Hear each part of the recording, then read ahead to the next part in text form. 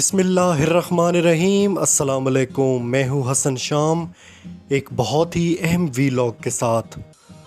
سب سے پہلے آپ سے گزارش ہے میرے چینل کو سبسکرائب کریں، ساتھ لگے بیل آئیکن پر ضرور پریس کریں، ویڈیو کو لائک کریں، شیئر کریں۔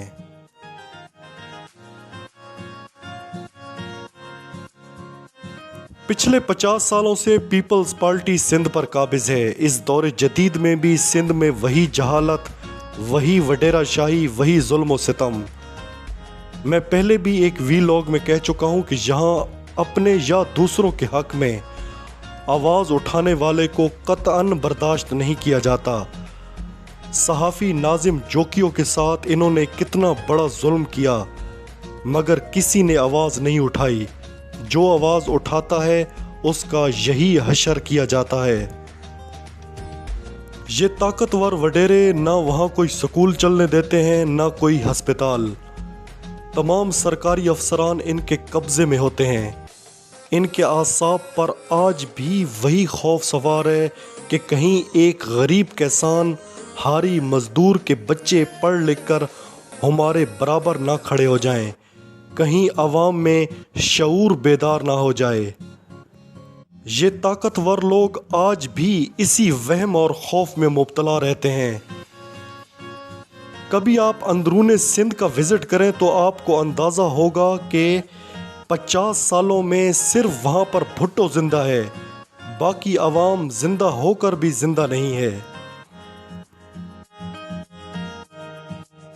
اس وقت تحریک انصاف کے رہنما حلیم عادل شیخ کو بدترین تشدد کا نشانہ بنایا جا رہا ہے۔ سندھ میں تحریک انصاف کی سب سے طاقتور آواز حلیم عادل شیخ ہیں۔ کسی بھی صوبے یا علاقے میں تحریک انصاف کے رہنماؤں کے ساتھ اگر ایسا سلوک ہو تو سب کو مل کر آواز اٹھانی چاہیے۔ جس طرح شہباز گل کے حق میں آپ لوگ آواز اٹھا رہے ہیں، بالکل اسی طرح حلیم عادل شیخ کے حق میں بھی آواز بلند کریں۔ یہ بندہ ہر وقت زرداری مافیا کے خلاف سرگرم رہتا ہے۔ میں سوشل میڈیا پر ان کی فوٹیج اور ویڈیوز وغیرہ دیکھتا رہتا ہوں۔ صحیح معنوں میں یہ عمران خان کے ویژن کو بہادری کے ساتھ آگے لے کر چل رہا ہے۔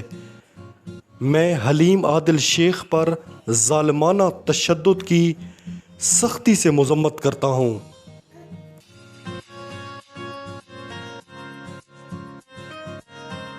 آج سابق وزیر اعظم عمران خان توہین عدالت کیس میں اسلام آباد ہائی کورٹ میں پیش ہوں گے۔ توہین عدالت کیس کی سماعت چیف جسٹس اطہر من اللہ، جسٹس محسن اختر کیانی، جسٹس میاں گل حسن اورنگزیب، جسٹس طارق محمود جہانگیری اور جسٹس بابر ستار پر مشتمل لارجر بینچ کرے گا۔ عدالت نے سابق وزیر اعظم کو شو کاز نوٹس جاری کر کے ذاتی حیثیت میں طلب کر رکھا ہے۔ خیال رہے کہ ایڈیشنل سیشن جج زیبا چودھری سے متعلق متنازع بیان پر اسلام آباد ہائی کورٹ نے عمران خان کے خلاف توہین عدالت کی کارروائی کا آغاز کرتے ہوئے انہیں شو کاز نوٹس جاری کیا تھا۔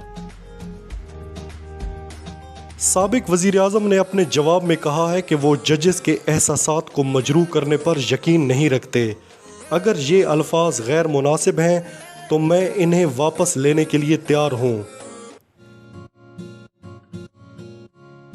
انہوں نے کہا کہ عدالت تقریر کا سیاق و سباق کے ساتھ جائزہ لے۔ ان کے خلاف ایکشن لینے کی بات صرف قانون اور آئین کے مطابق کارروائی کی تھی۔ جواب میں مزید کہا گیا کہ موقف اختیار کیا گیا ہے کہ تقریر میں کہا جانے والا جملہ آپ کو شرم آنی چاہیے، وہ نہیں ہے جو سمجھا گیا ہے۔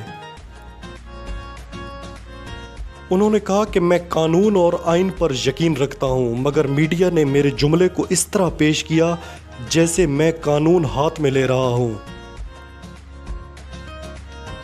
عمران خان نے کہا کہ شہباز گل کے ساتھ جو کچھ ہوا اس کی ویڈیوز دیکھ کر مجھے بہت تکلیف پہنچی ہے۔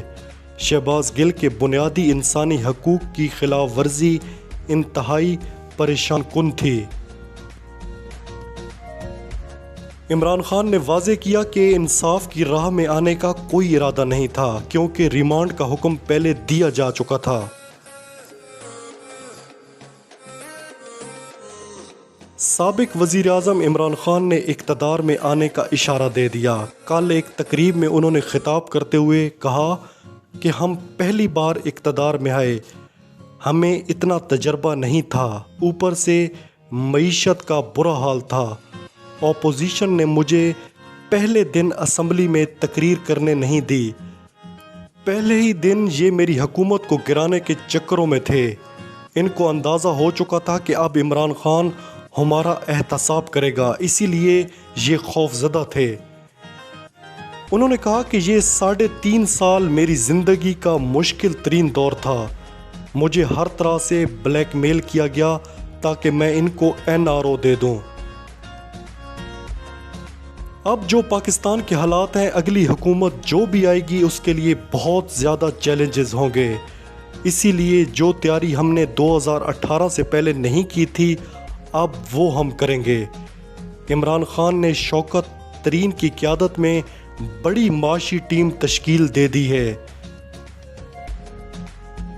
عمران خان کا کہنا تھا کہ میں نے اپنے دور اقتدار میں بہت کچھ سیکھا ہے، انشاءاللہ ہم نے اس پر تیاری شروع کر دی ہے کہ ہم نے ان بحرانوں سے کیسے نکلنا ہے۔